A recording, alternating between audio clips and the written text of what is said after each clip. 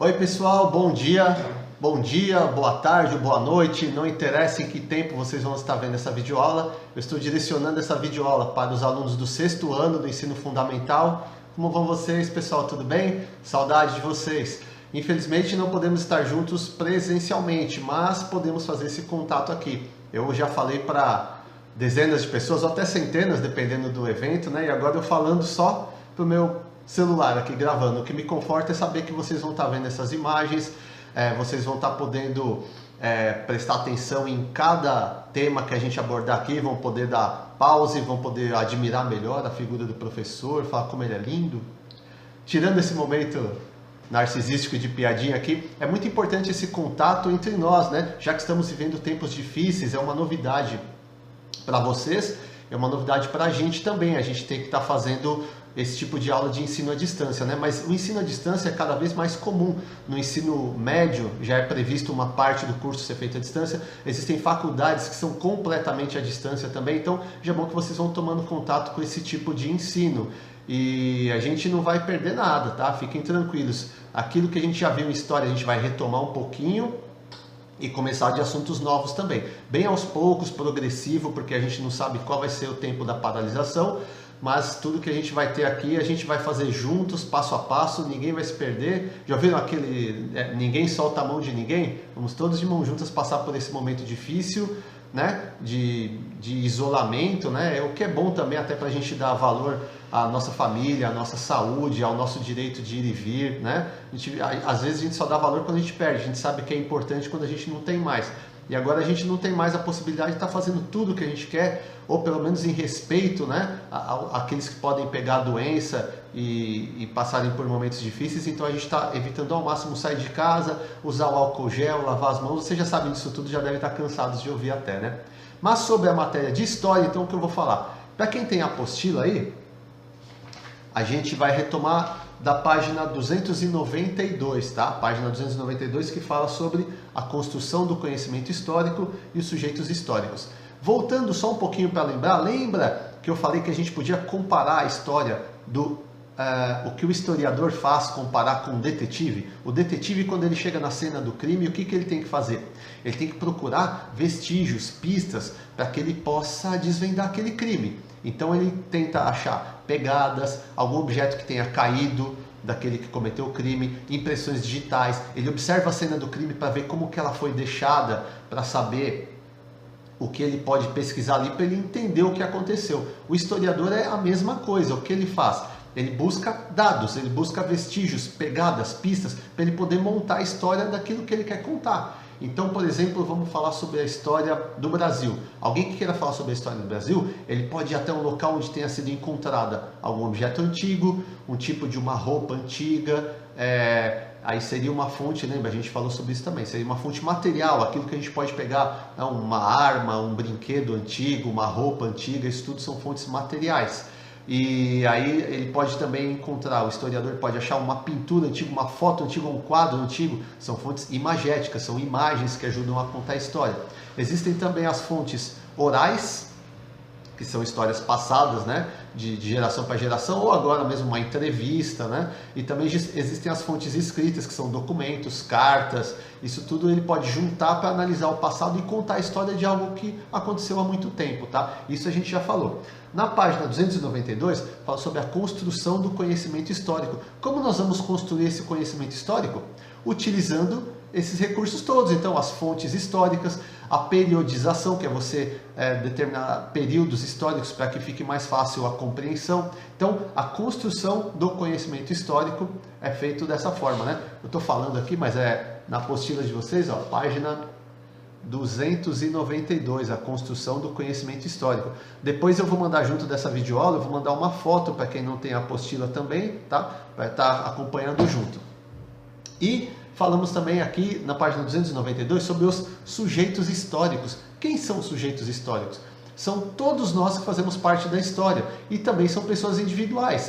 A gente pode estudar, por exemplo, a vida de Dom Pedro II, ele foi um sujeito histórico importante. Ou se a gente voltar mais lá atrás, né, a vida do imperador Júlio César. Ou mais atrás ainda sobre a Grécia Antiga, a gente vai falar sobre Platão, Sócrates em filosofia. A gente pode estudar as pessoas de uma forma individual, ou de uma forma coletiva. Existe o sujeito histórico coletivo. Por exemplo, no caso de uma grande greve, né, uma paralisação muito grande, ou pessoas que mudaram a história de forma coletiva, um grande movimento que mudou. Se você vê agora, por exemplo, nós estamos participando da história, nós somos sujeitos históricos, nós estamos participando da história dessa epidemia, dessa pandemia chamada coronavírus.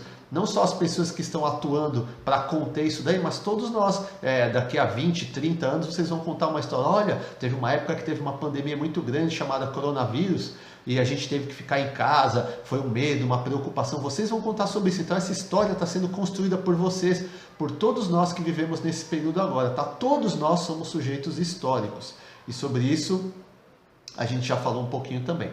E como atividade de hoje eu quero deixar aqui na página 293, tem uma tirinha. O que é uma tirinha? Seria uma sequência de quadros onde mostram uma determinada história, né? Então essa tirinha aqui é do personagem chamado Calvin, ó, aqui opa, eu não posso mostrar a parte onde já tem as respostas, tá?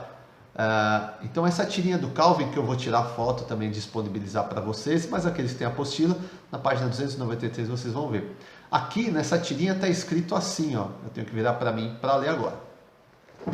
O Calvin fala, o que eu gosto em fotografia é que as pessoas pensam que a câmera sempre mostra a verdade. Elas acham que a câmera é apenas uma máquina insensível que grava fatos, mas na realidade as câmeras mentem o tempo todo. Selecione os fatos e você conseguirá manipular a verdade. Por exemplo, eu limpei este lado da cama. Tire uma foto minha aqui, mas não enquadre a bagunça do outro lado. Assim, parece que eu mantenho meu quarto arrumadinho. Então depois tem a finalização aqui, que o bichinho de pelúcia dele, que para o Calvin, né, é vivo e conversa com ele, ele fala, isso não é contra a lei? Aí o Calvin sai correndo e fala, espera aí que eu vou pentear o cabelo e botar uma gravata. Mas o que a gente falou é o que importa até agora. A câmera, o que ela quer mostrar? Depende de quem tira a foto, depende do que essa pessoa quer mostrar. Se essa pessoa quer mostrar, por exemplo, no caso aqui do Calvin, ela quer mostrar que ela é uma pessoa toda arrumadinha, toda organizada, ela vai tirar uma foto só da parte arrumada do quarto, ela colocou a bagunça de lado. E assim é na vida ou mesmo na história. Quando você analisar um documento histórico ou mesmo uma foto que você vê no Facebook, o que aquela pessoa quis te mostrar? O que ela quis mostrar com aquela foto? O que ela quis que você pensasse, aquilo que você entendesse? Isso é o que a gente tem que analisar, e o papel do historiador é igual. Se eu acho uma fonte histórica produzida, por exemplo, por um europeu, vai ter uma visão europeia daquilo lá. Eu já falei para vocês e repito esse exemplo. Existe um fato. Qual é o fato? Eu vou citar um fato, que é a chegada dos portugueses na América. Se você falar pelo ponto de vista dos portugueses, o que eles vão dizer? Opa, acabei de coçar o nariz, isso não pode, tá? Não pode, momento de saúde, não coce o nariz, não coloque a mão em nenhum lugar perigoso, não façam isso, tá? Mas retomando sobre os portugueses. O que os portugueses vão dizer sobre a chegada dos portugueses ao Brasil? Vão dizer que foram bravos heróis que desbravaram mares e através de uma grande aventura descobriram novas terras, levando assim todo o conhecimento europeu, né? Esse é o lado dos portugueses. Qual o lado dos indígenas? Os indígenas vão dizer, olha, esse dia foi o dia que tivemos nossa terra invadida, em que tiraram nossa cultura, roubaram nossas terras e mataram milhões de nossos habitantes. Pode ser, o fato é o mesmo, mas os portugueses se enxergam de uma forma e os indígenas de outra. Então nós temos que tomar cuidado com aquilo que a gente vê, o que quiseram fazer a gente entender com isso, qual a mensagem que quiseram transmitir. E o papel do historiador, e até mesmo do professor de história, é analisar todos os fatos e tentar trazer a verdade. E quando essa verdade traz mais de uma versão, eu trazer todas as versões para você, para que você possa analisar e você formular a sua opinião, você ter a sua verdade. Isso chama-se pensamento crítico, tá? Então você vai ter o seu pensamento e não deixar ser influenciado por outros, né? Você pode ouvir, mas você tem que examinar, ouvir todos os lados é o essencial. Mas você fazer o seu juízo, o seu pensamento, sua crítica, é para isso que serve a história também, tá? Então, como atividade, o que eu vou deixar aqui para vocês? Vocês vão responder a página 293. Vocês vão ler a tirinha do Calvin, vão responder e na próxima aula a gente vai fazer a correção disso, tá? Aproveitando, na página 294 tem também uma análise da história aqui, ó. Vou mostrar para vocês aqui, ó, sobre uma pesquisa que foi feita de DNA que prova que as mulheres vikings também eram guerreiras.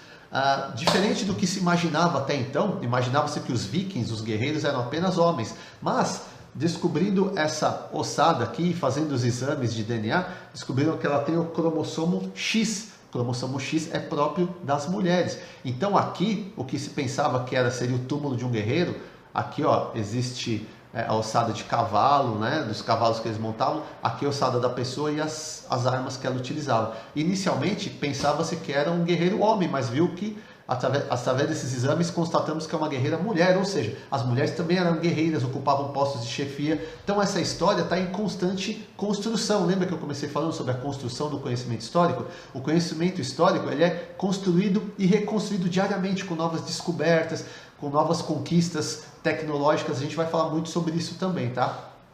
Então vocês podem ver aqui na página 294 também, eu vou disponibilizar para aqueles que não têm apostila, tem esse texto e as questões aqui embaixo da página 294. Vocês vão responder também. Então, como atividades, vocês vão responder a página 293 e a página 294, tá? Essa é a nossa primeira videoaula, a gente vai seguir junto por esse caminho, não sabemos quanto tempo ainda a gente vai ficar afastado, né, do convívio escolar, mas são atividades para vocês fazendo, a gente vai corrigindo, a gente vai tendo esse convívio por aqui, tá? Via internet vai ser muito importante também.